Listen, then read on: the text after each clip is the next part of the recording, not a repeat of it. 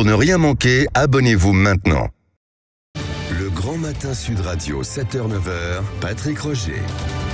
Et l'invité ce matin, Bertrand Pancher, député de la Meuse et président du groupe Lyot à l'Assemblée nationale. Bonjour Bertrand Pancher. Bonjour. Alors avec votre groupe, vous êtes devenu quasiment l'épicentre de la vie politique en France. Hein. Non mais c'est vrai, en détenant peut-être la clé de la réforme des retraites. Alors pour vous, le feuilleton n'est pas fini. Non, le feuilleton n'est pas fini parce que d'abord le Parlement s'est pas exprimé. On est en démocratie et je pense que c'est quand même aux personnes qui sont, aux députés qui sont élus au suffrage universel direct de décider. Et nous avons une possibilité. Mais ça a été décidé avec les allers-retours Assemblée nationale et Sénat. Non, ça n'a pas été décidé parce que on n'a jamais pu voter sur le texte. La première ministre nous avait indiqué qu'il n'y aurait pas de 49.3. Il y a eu un 49.3 avec un débat, enfin avec pas de vote, une motion de censure où le boulet a failli passer très près de l'oreille, comme on dit chez nous à la campagne. Oui. Et la motion de censure, les abstentionnistes ne votent pas, les abstentionnistes se déplacent pas, puis c'est contre, c'est pour ou contre. On renverse ou pas le gouvernement. Là, c'est pas le sujet. Là, c'est est-ce que vous êtes d'accord ou pas sur l'allongement des durées légales de départ à la retraite, et est-ce que vous voulez ou pas une conférence sociale pour régler. Alors c'est ça. Mais entrons dans le détail de cette cuisine. Plutôt que les casseroles, vous avez d'autres ustensiles. Hein, c'est ça. Vous allez déposer donc le 8 juin, dans le cadre de votre niche parlementaire, une proposition de loi qui vise à abroger la réforme des retraites. Hein, c'est ça. Oui, alors clairement, on met fin à cette augmentation obligatoire de l'âge de départ à la retraite, c'est-à-dire de 62 à 64 ans, 2 ans de plus. Et il faut évidemment qu'on réfléchisse sur le financement de notre système de retraite demain. Et nous demanderons la mise en place d'une conférence sociale de façon à écouter les grandes organisations concernées et qu'on se mette d'accord sur des solutions à porter. Oui, et ce texte, alors, il va être signé par qui ?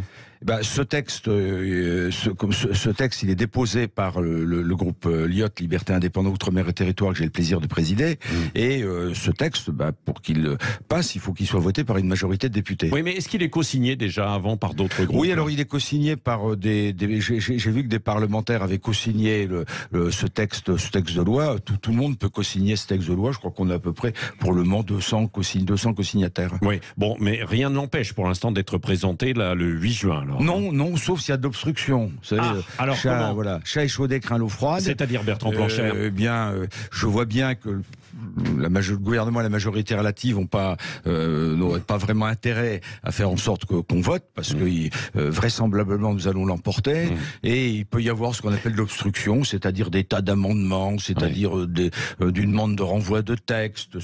On peut tout imaginer. C'est d'ailleurs la raison pour laquelle j'ai pris ma plume pour écrire au président de la République il y a quelques jours, vous le mettre en garde en disant par pitié, on va quand même pas vous allez pas vous ridiculiser en faisant de l'obstruction parlementaire, alors que c'est uniquement 2 articles de loi qui peuvent être discutés en quelques heures et que les Françaises et les Français, franchement, n'y comprendraient rien. Tout le monde est excédé parce que on n'a écouté personne, on n'a pas fait voter le Parlement. Il faut vraiment que le Parlement s'exprime et j'ajoute que ça donne aussi une opportunité au président de la République de retirer ce texte, de repartir à zéro. En fait, vous lui tendez la main à Emmanuel Macron, en quelque sorte, Bertrand Pancher, pour lui dire, il y a une possibilité de revenir en arrière. Oui, mais c'est très exactement ça. On vit une vaste crise sociale et politique. C'est le chaos dans notre pays. Le président ne sort pas sans que les forces de l'ordre soient autour pour essayer de calmer tout le monde. Les milices peuvent pas sortir de chez eux. On va pas fonctionner pendant 4 ans comme ça. D'autant qu'il y a des solutions. Mais Bertrand Pancher, comment vous allez faire avec les autres députés ? Par exemple, les députés LR, est-ce qu'ils vont vous suivre ou pas ? On sait qu'ils sont divisés. Il y a déjà 19 députés LR qui ont voté la motion de censure. Pas mal. On en recense à peu près 25, d'après mes dires, qui sont vraiment complètement hostiles à la loi.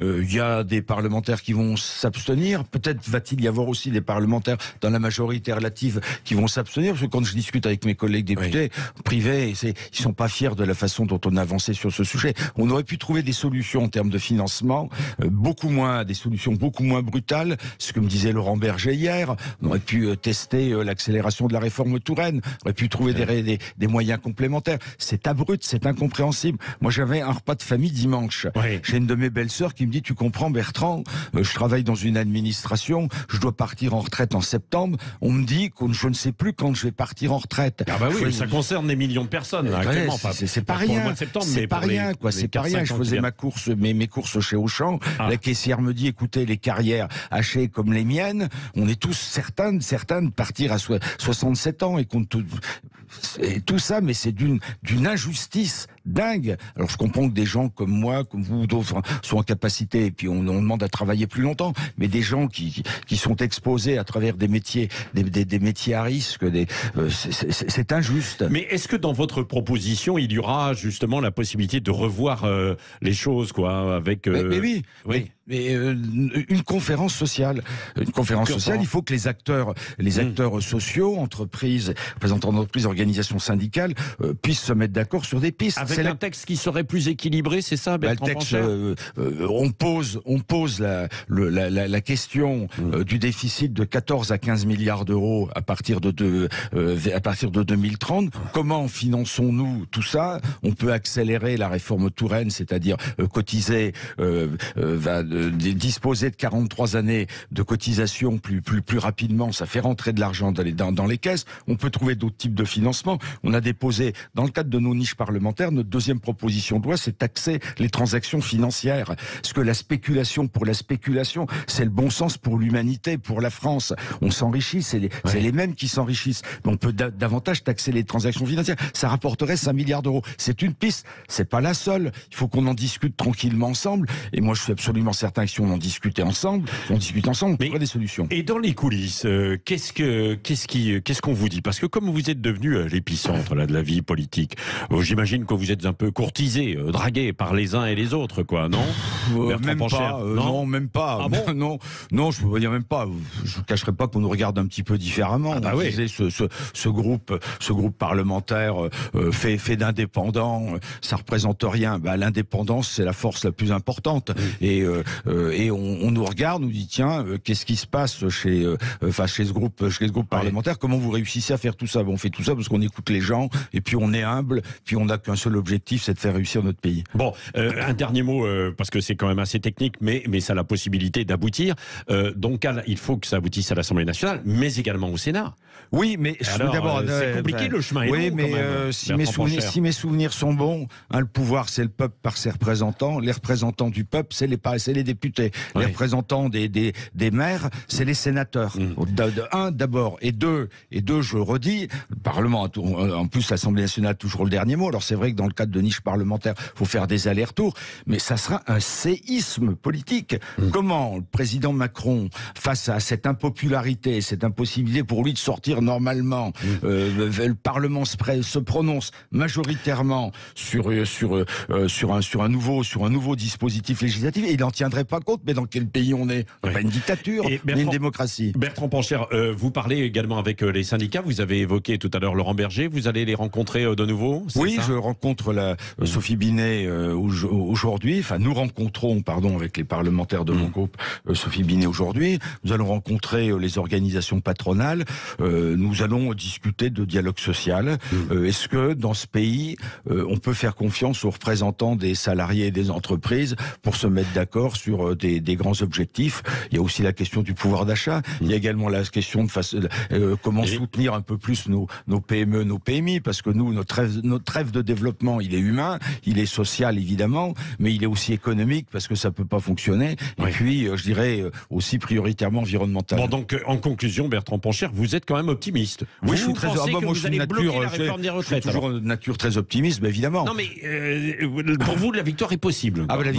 Votre victoire. La victoire, la victoire est vraiment possible. Est-ce qu'on sera entendu ? Bon, je l'espère, parce que franchement, il faudrait vraiment être sourd pour pas entendre cet appel. Oui. Un autre mot concernant concernant votre groupe Lyot. J'ai cru comprendre que vous étiez en train de recruter là en ce moment. Hein. Oui, Alors, qui va vous rejoindre? Il y a Martine Froger, c'est ça? Oui, la Martine socialiste Froger. qui s'est imposée en Ariège, Oui. qui n'est pas acceptée par le groupe PS à l'Assemblée. C'est pas qu'elle n'est pas acceptée, c'est-à-dire qu'on a, notre groupe, et c'est dingue de voir comment ça fonctionne bien, comme ça. C'est des anciens socialistes qui n'ont pas fait l'accord avec l'extrême, avec LFI, jusqu'au centre droit, en passant par des régionalistes et des écolos indépendants. Et on attire les gens parce qu'on discute ensemble, on se respecte, et comme par enchantement, mais c'est pas tant un enchantement que ça, quand on s'écoute et quand on discute, on finit par trouver des solutions communes. Et on est vraiment indépendant, et ce groupe, il attire, et j'ajoute qu'il va attirer de plus en plus, parce que je pense que ce pays... Pompili, Vignal, par exemple, qui ne se sentent pas très bien avec la majorité actuelle, ils pourraient vous rejoindre. Il y a plusieurs autres parlementaires qui pourraient... Mais eux, Pompili, Vignal aussi, ils sont vraiment, en tout cas, ils sont à la porte, quoi. En tout cas, ils sont les bienvenus, et vous allez voir que ça va permettre également de faire de nouvelles propositions politiques à notre pays, parce que si on veut reconstruire notre pays, c'est sur la base de l'expérience que nous vivons au quotidien. Bertrand Pancher, on évoque aussi le nom de Jean Lassalle, qui pourrait vous rejoindre et être tête de liste pour les européennes, c'est ça? Jean Lassalle est un ami, il a fait 3,5% aux dernières élections présidentielles, c'est pas mal, c'est un score qui aurait été qui est envié par beaucoup.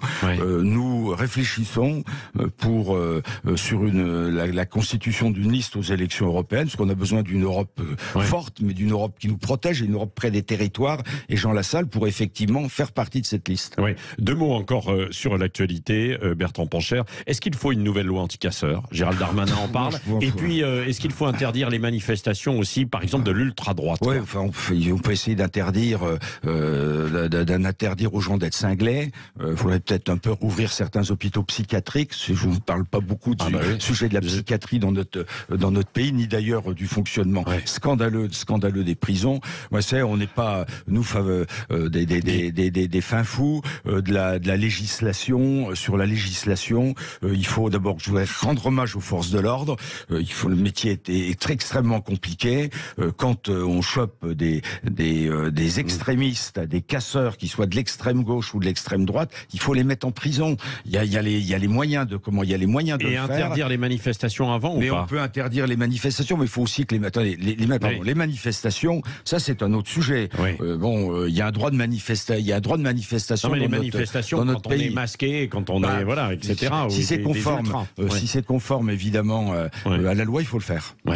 Merci Bertrand Pancher, donc président du groupe Lyot à l'Assemblée nationale, qui est venu nous annoncer, confirmer ce matin qu'il va bien déposer le 8 juin, dans le cadre de votre niche parlementaire, la proposition de loi qui vise à abroger la réforme des retraites. Et vous nous dites que vous êtes confiant. Merci d'être venu ce matin au micro Sud Radio.